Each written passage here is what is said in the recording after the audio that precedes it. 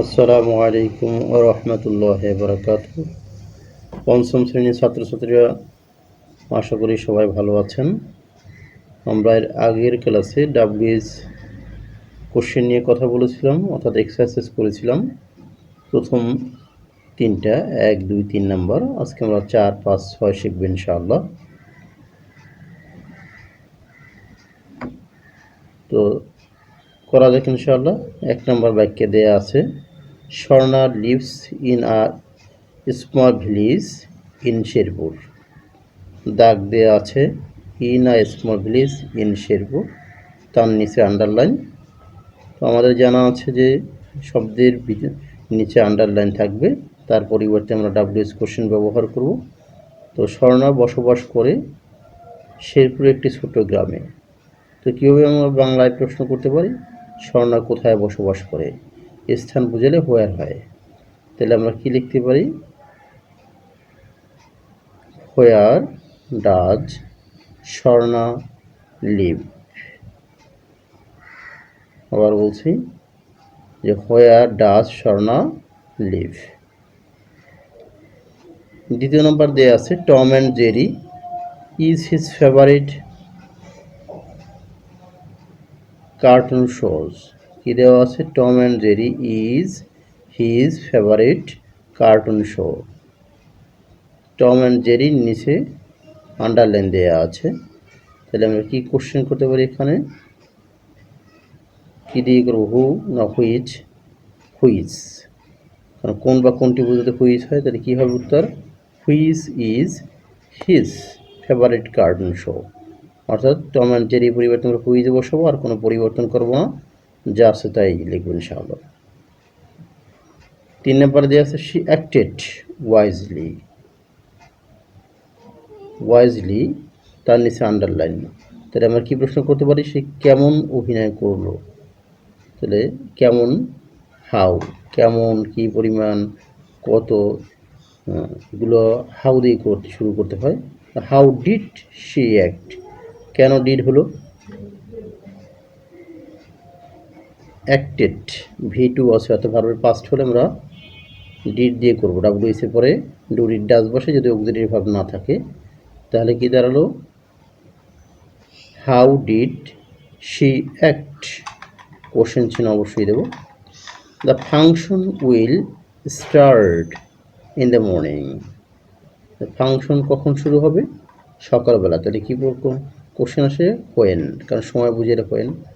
When will the function start, when will the function start.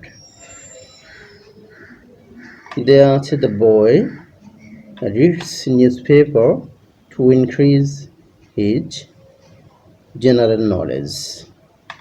To increase his general নলেজের নিচে underline করা আছে। তাহলে আমরা কি প্রশ্ন করতে পারি, যে বালকটি কেন খবরের কাগজ পড়ে। তাহলে কেন, হোয়াই। যদি কোনো কারণ থাকে তাহলে হোয়াই দিয়ে কোশ্চেন করতে হয়।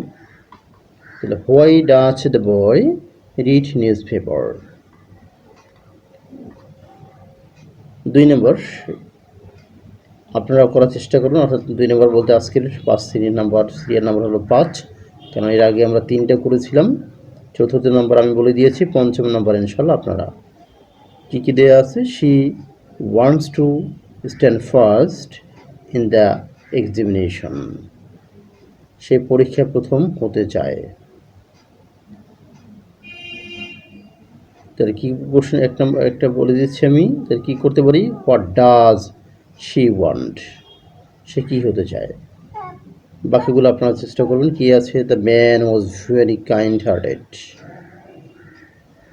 লোকটা অত্যন্ত দয়ালু। ভেরি কাইন্ড হার্টেডের নিচে আন্ডারলাইন আছে। তো লোকটা কেমন, how was the man. All the students of class 5 join the function. All the students of class 5, তার নিচে আন্ডারলাইন, তার পরিবর্তে কী দিয়ে শুরু করবেন, হু। বাকিটা আপনারা করবার চেষ্টা করবেন। They jumped into the river, তারা নদীতে ঝাঁপ দিল। ইনটু দ্য রিভার, তার নিচে আন্ডারলাইন। আর mother left her at school at 4 p.m. Her mother left her at school at 4 p.m. At 4 p.m. এর নিচে আন্ডারলাইন।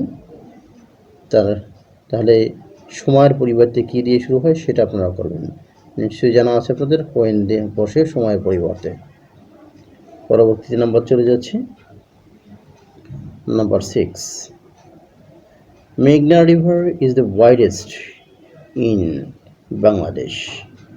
মেঘনার নিচে অর্থাৎ মেঘনার নিচে আন্ডারলাইন আছে হুইচ রিভার, হুইচ দিয়ে করবেন, হুইচ কোনটি বা কোনো কিছু বোঝাতে হুইচ বসে। She will start her homework now, her হোমওয়ার্কের নিচে আন্ডারলাইন, তার পরিবর্তে কি দেবেন, হট দিয়ে করতে পারেন। The boy was working in the garden, ছেলেটি বাগানে কাজ করে।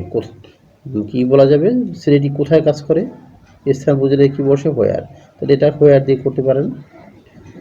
She is suppose to come next week, তার পরের সপ্তাহে আসার কথা আছে, তার কখন আসার কথা আছে, সময় বুঝলে কি বসে, when. Our class teacher is very cordial, আমাদের ক্লাস শিক্ষক খুবই আন্তরিক, তাহলে কি বলা যাবে যে আমাদের ক্লাস শিক্ষক বা শ্রেণীর শিক্ষক কেমন, কি বলতে পারবো এটা, how is our class teacher, how is our class teacher. ঠিক আছে, ইনশাআল্লাহ এগুলো বাসায় প্র্যাকটিস করবেন। আর সবাই ভালো থাকবেন, নামাজ পড়বেন সবাই, আমরা সবাই সবার জন্য দোয়া করবেন ইনশাআল্লাহ। আসসালামু আলাইকুম ওয়া রাহমাতুল্লাহ।